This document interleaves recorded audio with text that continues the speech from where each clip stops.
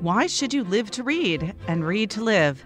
Will Schwalbe will tell us. He's here to talk about his latest, Books for Living. This is an attempt by me to take all of that and just show the ways that we use books and the ways that books help us. What did your year in reading look like? And what did it look like for Ava DuVernay, Junot Diaz, Mary Oliver, Salman Rushdie, and many more?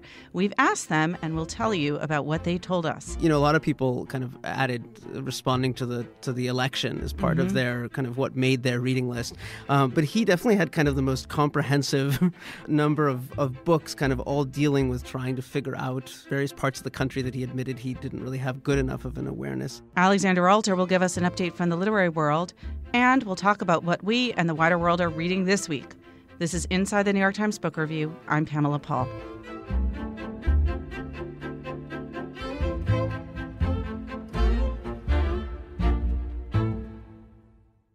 Will Schwalbe joins us now to talk about his latest book, Books for Living. Will, thank you for being here. Thank you, Pamela. Thank you for having me. Before you start talking about this book, I actually want you to talk a little bit about your last book, which was a big bestseller, The End of Your Life Book Club, because one would assume that this grew out of that, but maybe not. So tell us first about The End of Your Life Book Club. Well, The End of Your Life Book Club was a book that I wrote about the books I read with my mother after she was diagnosed with stage 4 pancreatic cancer.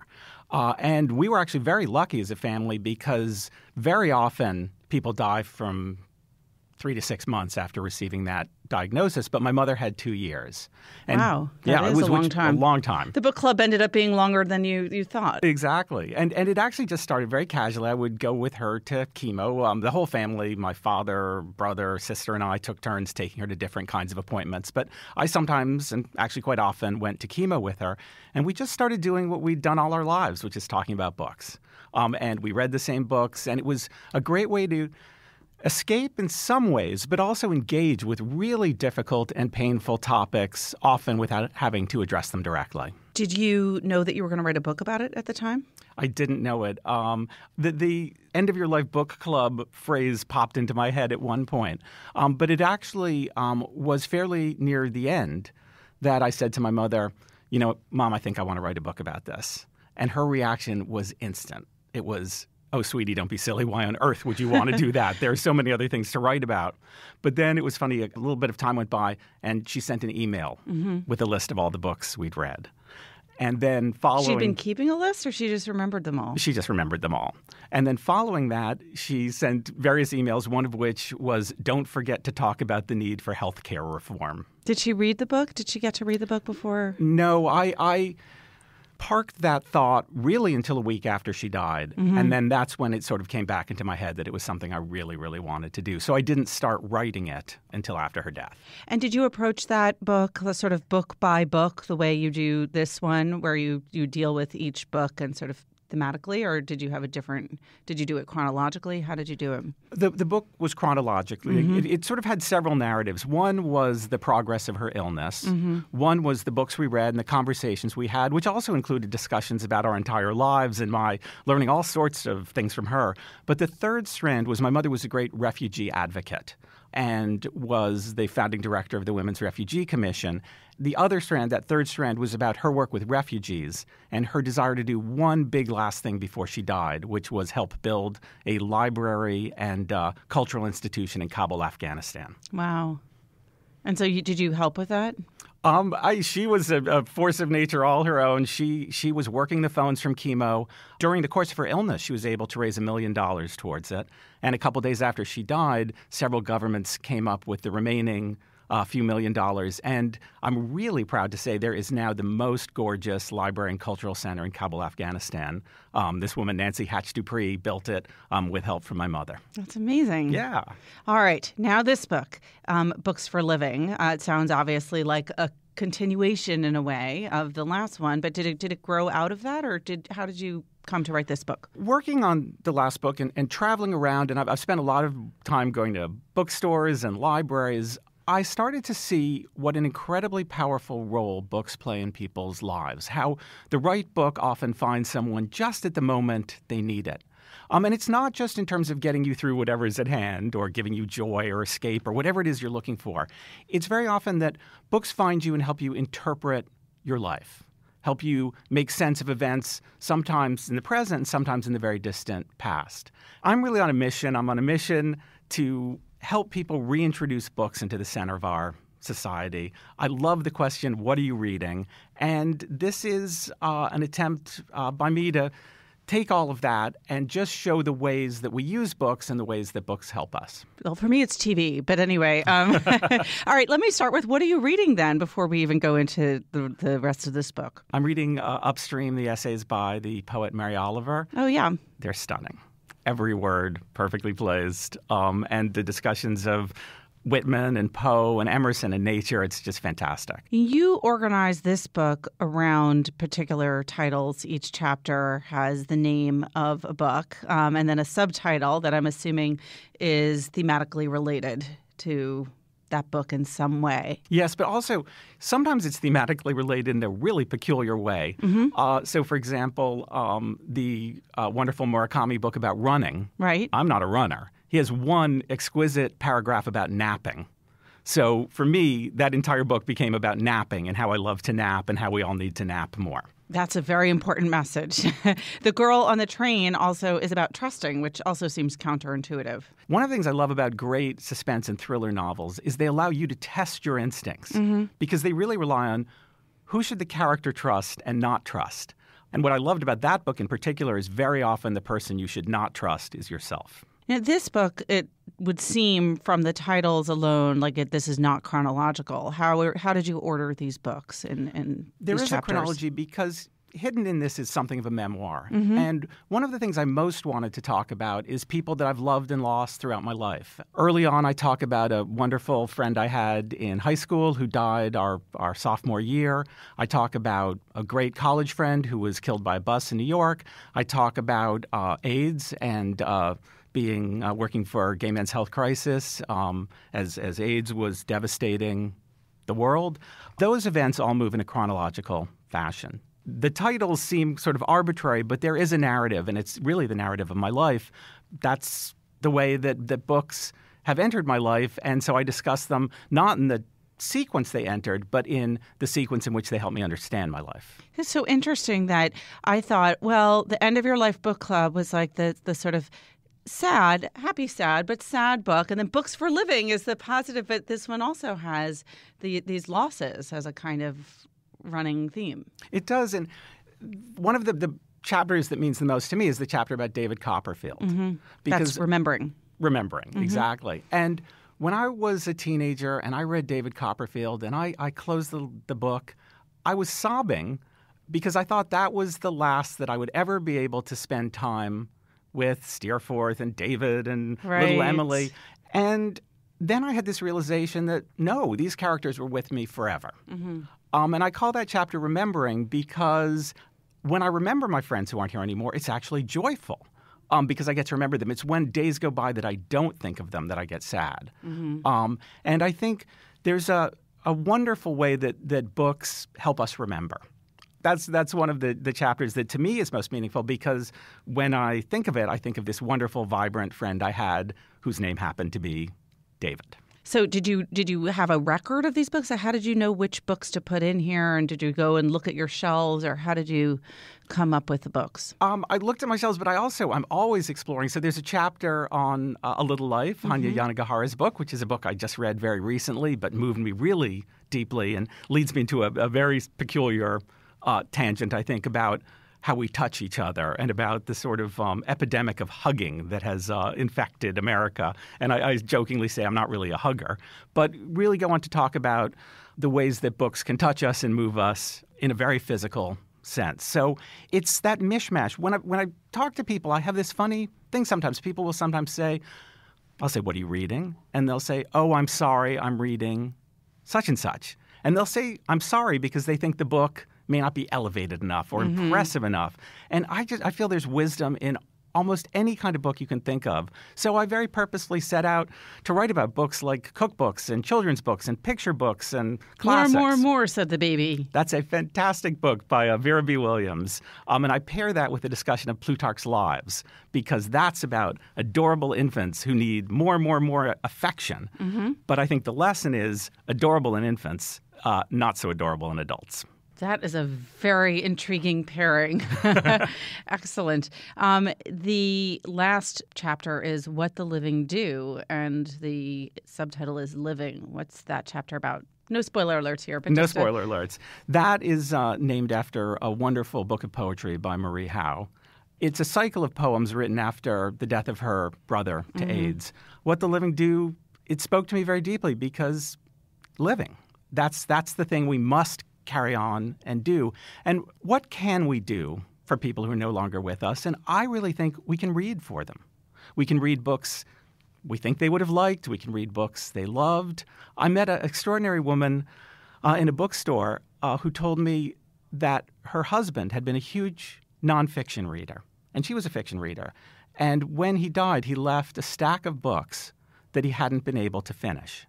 And there were bookmarks in them where he had stopped. And she told me what she was doing for him is she was finishing the books that he couldn't finish. Wow. The imaginary narrative that I'm coming up with in my head, connecting these last two books, is that after you wrote your previous book, The End of Your Life Book Club, that you heard from many, many readers about their own personal experiences, and that this book feels like it's almost a response back to those readers. But am I completely making that up out of nowhere, or did that happen? That, I think, is very accurate. I really want this book to encourage people to do this for themselves. I feel that if you leave behind the books that you loved or books that spoke to you, it's a kind of an autobiography just composed of the titles and authors. And I think it's a wonderful way to compose your autobiography. So I'm really hoping that readers all around the world will engage in the exercise of presenting their life in terms of books that have touched them and books they've loved. Okay, I'm going to go back to an earlier book that you co-wrote with David Shipley, formerly of the New York Times, that was about email. The book was called Send, Why People Email So Badly and How to Do It Better, because this book came out like 2 or 3 years ago? Send came out in 2007. Oh, my God. Okay. So I love books, like revisiting books of like outdated technologies or moments in time. And I'm curious, like, how does that book read to you now? How do you feel about it now? Does it still hold up? Does it need updating given the changes in technology? I'm perhaps biased, but I think every single word is as true today as it was when we wrote it. The advice is pretty darn simple. It comes down to, among other things, think before you send and never write anything that you wouldn't want to see on the front page of the New York Times. Wow, that's a very, very tough, that's a high bar. But it's proven to be an appropriately high bar. And we did update it a couple of years later to include social media. But all of the advice is the same. And also all sorts of practical advice on how to do tricks with 2 lines and CC lines. But the basic message is this thing that we do a zillion times a year. We just have to be more thoughtful about it. Beware of reply all. Beware of reply all. What are your other top pieces of advice for people with email? There's a lot of things like a good subject line and simply not being vague. A lot of our stress during the workday is caused by vague email. So if I write to you and say, "Where's Jennifer?"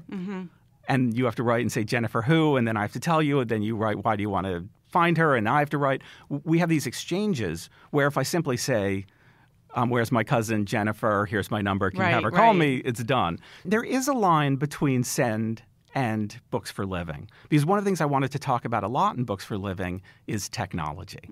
And that this problem of technology is not a new problem. One of my favorite authors who I quote a lot in Books for Living is Lin Yu Tang.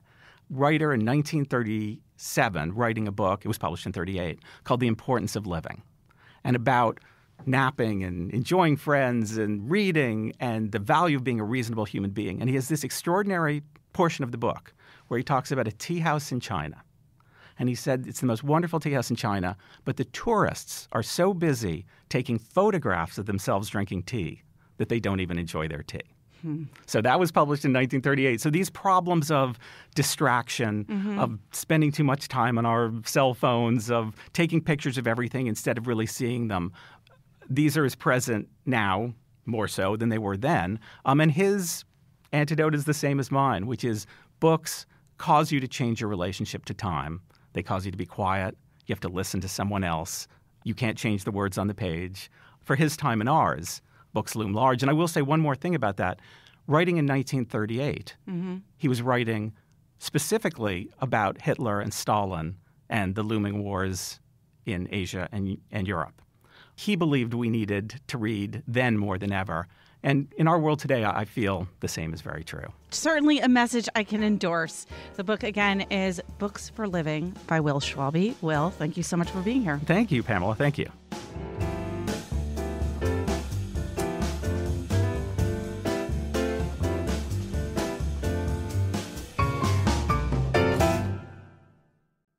Alexandra Alter joins us now to talk about what's going on in the publishing world. Hi, Alexandra. Hi, Pamela. What's new? Well, December is usually a slow season for publishing. They get out all their big books, ahead of the holidays. But there have been some interesting book deals this week, and several of them are kind of coming off the heels of the election and capitalizing on interest, anxiety, some of the social media movements that started in the months leading up to the election. So this is like fast for publishing, slow for the rest of the world. Exactly. What's going to happen? One of the book deals that was announced this week is Pantsuit Nation.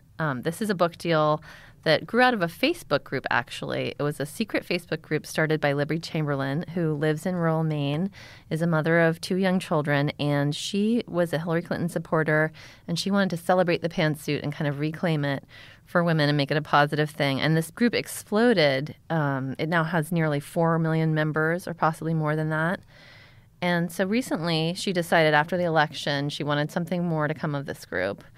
She decided to start a nonprofit, which she's applied for, and to create a book compiled from some of these stories and images that are on this Facebook group. And she was clear that she's going to seek permission from people before she used their posts.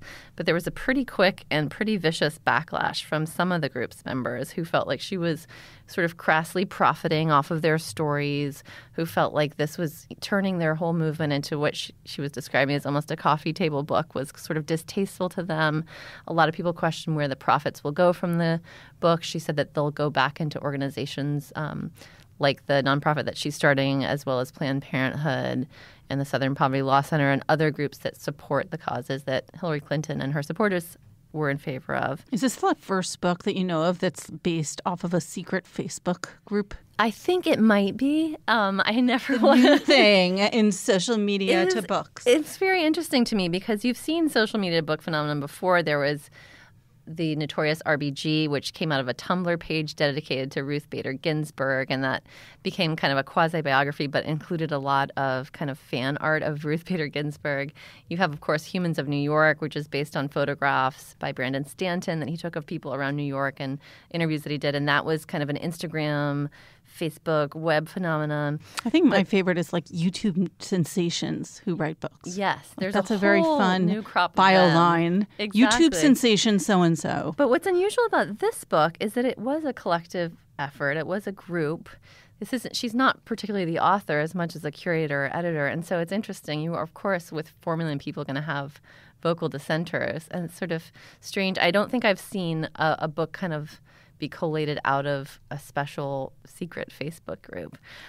Who's publishing it? It is going to be published by Flatiron Books in May. So that's a pretty quick turnaround, but I guess they don't have to write it. They just have to collect it. Right.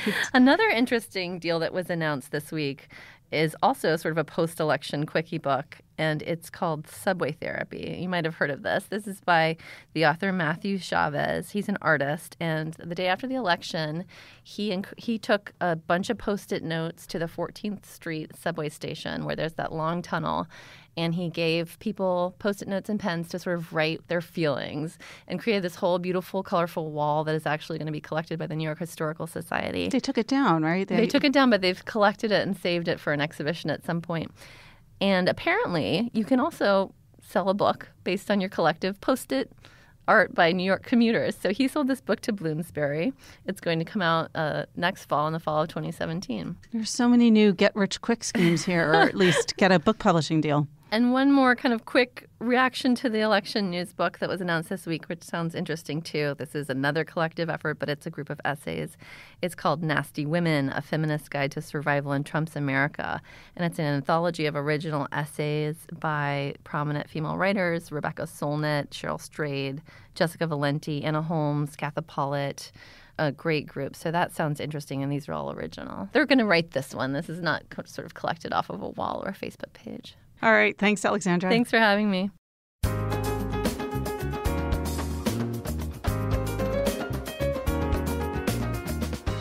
Here to talk about the year in reading, several of my colleagues, editors of the Book Review, Jennifer Salai, Gal Beckerman, and Elida Becker. Thanks all for being here. Hello. Hi, Pamela. So we asked many people of many different backgrounds and many different fields what their year in reading looked like.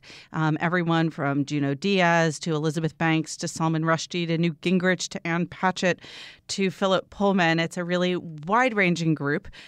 Let's talk about a couple of the interesting answers. Elida, do you want to start? I remember a couple of weeks ago, Marilyn Stasio wrote in her column about needing cozy reading every now and then.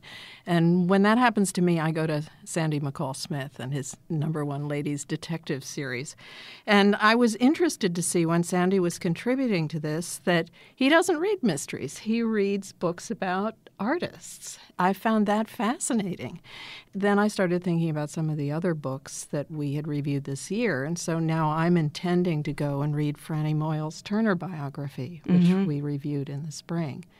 I don't know about your habits, but that's kind of the way that my reading goes. Someone tells me something, and then I go and read about it. No, we only read what's in the book review and the book review, Elida, which is what one is supposed to do. But I went from the Turner to thinking about what artist's book I had read, and I lit on Jan Morris's wonderful, charming little book about the Venetian artist Carpaccio. Mm-hmm.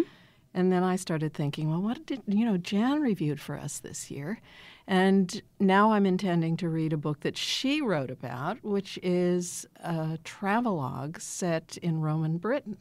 It's interesting. I think you can use these lists here to follow your own path, which is what I intend to do. What one hopes. Gal, did you come up with anything that you want to read from one of the lists in this issue? Yeah, one of the people I was most curious about was Samantha Power, mostly because I just always wonder about people who are in positions of power and kind of what they're reading and what's influencing their thinking. And so the first books that she actually went to were all about North Korea because she's been dealing with that issue in the UN. And there have been a lot of books about North Korea in the last couple of years. Yeah, and she signaled, I think, two of the kind of more interesting ones. One, a novel, Adam Johnson's The Orphan Master's Son, but also David Halberstam's book, the last book that he wrote that was published after he died, The Coldest Winter, America and the Korean War, is two books that kind of helped her kind of form her thinking as she deals with various nuclear tests and how to respond to them. Did she read like the Peanuts collection or something like that just to make us feel better? No, all of her other books were also just like how other UN ambassadors had dealt with similar types of crisis situations. All right, we can't all be Samantha Power. Right. Anyone else whose list you particularly want to note? Fareed Zakaria, who's another person who you'd think would be like reading kind of heavy tomes on foreign policy, was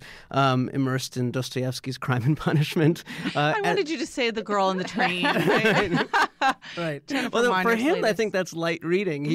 He said he was going to meet Putin, and that was kind of what he was reading to kind of prepare his mindset for a sit down in St. Petersburg before meeting him. Jen, how about you? What did you note in particular? Well, I guess, just the sheer variety of people that we asked. It was interesting for me to see, somebody like Ava DuVernay, who has been very, very busy with several film projects. I love that she's doing A Wrinkle in Time. Yes, so A Wrinkle in Time is one of the film projects that she's been working on. And so that was one of the books that she said she got a chance to turn to this year. And she said partly because she's been so busy, it's been her time for reading has been really, really limited. She also mentioned another book, Queen Sugar by Natalie Bazile, which was a debut novel which came out, I think, a couple of years ago. DuVernay's TV series based on the book came out, I think, this fall. So she mentioned those two specifically as the ones that she actually had time to turn to and spend time with. I often look at lists like these, not that anyone has ever done quite a collection of lists like these, but I think, like, who is the person who reads most like me, and who is the person I wish I read like, and who is the person that, like, I will have nothing to say to when the subject of books come up. And I'm wondering if, like, any of those kind of flags went up when you were reading these yourselves. Well, I was kind of curious about Francis Fukuyama's response because he, a lot of people kind of added responding to the election as part of their kind of what made their reading list. But he definitely had kind of the most comprehensive number of books, kind of all dealing with trying to figure out various parts of the country that he admitted he didn't really have good enough of an awareness of. And so he talks about reading Charles Murray's Coming Apart, Robert Putnam's Our Kids. I think both those books came out in this past year, but a bunch of other kind of memoirs also dealing with kind of the white working class. And so he definitely kind of is doing his homework in that sense, and that's kind of an admirable thing in its way. Let's talk about your own respective years in reading, Elida. What did your year in reading look like? Oh, extremely eccentric, as it always does. And I wind up reading things about places I'm going to. My husband happened to be on business in South Africa, so I was in Namibia this year. And I read a fascinating historical novel, whose title, of course, I can't now remember, by Uwe Timm, which is set in Namibia and deals with a rebellion against the German colonial establishment. And then I read Elizabeth Marshall Thomas about when I went into Botswana and about the native people there. It will surprise listeners not at all that Elida edits our travel books coverage, and obviously for good reason. Gal, what did you read this year? Another book that was notable for me was Arlene Hochschild's Strangers in Their Own Land, which I really loved. Also as an explanation for kind of trying to kind of get our minds around what's happened kind of leading up to the election and kind of implications. And because she is a sociologist, and she spent time in Louisiana with people who are kind of Tea Partiers, I guess you could identify them that way, trying to understand their resistance to the government in spite of the fact that their petrochemical companies have kind of ruined their environment and destroyed a lot of their livelihoods, but they're still against regulation. And so she tried to kind of get at that paradox by really getting in there and talking to people and getting to know them. It sounds a little similar to, what Thomas Frank tried to do with What's the Matter with Kansas. Yes, it's true.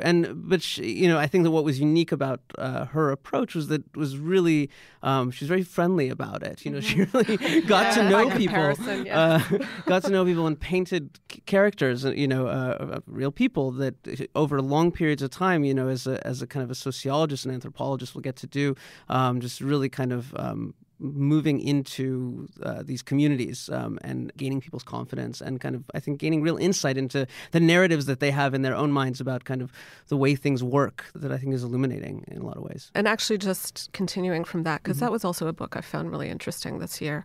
Also, the way in which she was really adamant, and you touch on this a little bit, about trying to find the sort of what she calls the feels as if story. Right. So, I think... What's the feels as if story? So the feels as if, she really wanted to understand how these people that she met and interviewed, how they really felt about politics. Because what she recognized is that people's responses to their situations isn't just sort of a rational analysis of, okay, well, this is happening and therefore this. It's also just people feel things and respond to them in ways that make sense to them specifically. And so she wanted to understand these people, I think, on an emotional level, which I thought was also very interesting about her project.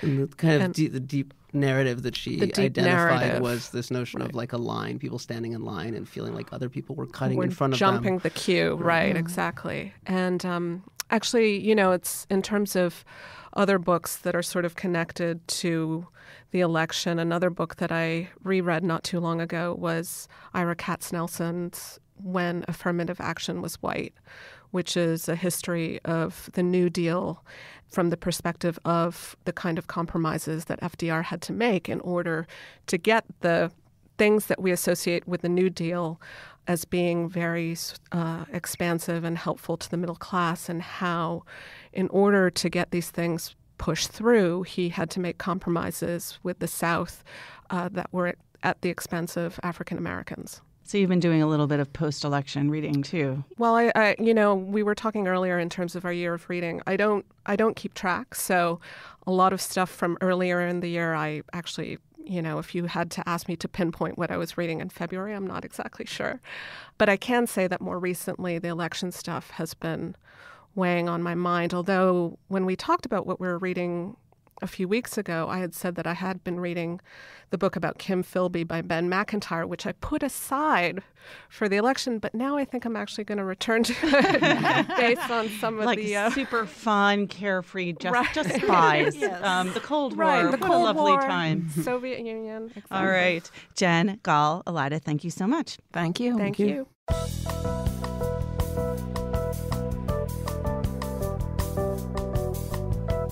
Greg Coles and John Williams join us now to talk about what we're reading and what other people are reading. Greg, Hi, John, Pamela. hi. Hey, Pamela. All right, Greg, anything new on the bestseller list? This is There's- like the time of stagnation, isn't it? This is completely the time of stagnation. The only new title on either list this week is a new James Rollins thriller on the hardcover fiction list. It's the 12th book in his Sigma Force series. It's called The Seventh Plague, and it is new at number 12 in hardcover fiction. Well, then move on to what we're reading. John, what are you reading? I am reading a collection of essays by an Australian writer named Helen Garner, who is 70-ish, and she's a novelist as well. James Wood wrote about her recently in The New Yorker on the occasion of this book being released, which is called Everywhere I Look. And it collects essays of hers from, I think, about last 15 or 20 years.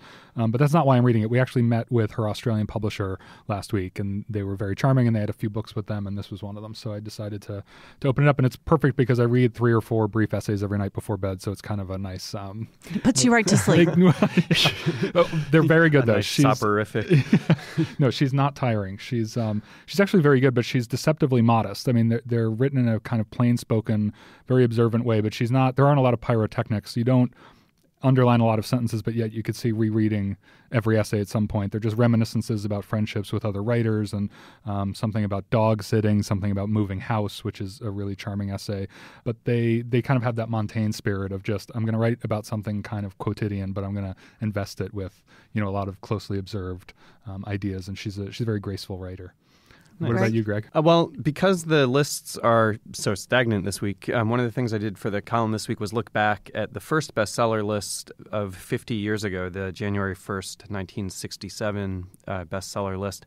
And one of the things I was surprised to find on the nonfiction list that week was a book by a psychoanalyst named Eric Byrne. It's called Games People Play. This is pretty much the foundational text for the branch of psychotherapy known as transactional analysis, which, as you might guess from its name, deals with the ways we interact with other people in specific situations. So transactions.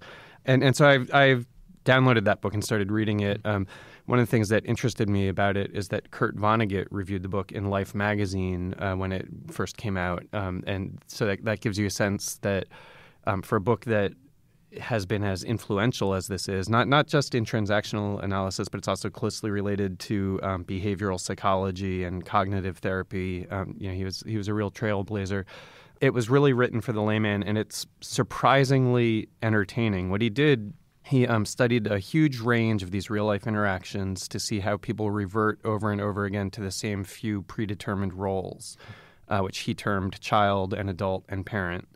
And then he looked at the ways that we combine these roles unconsciously or at least unintentionally in mind games as we interact with each other.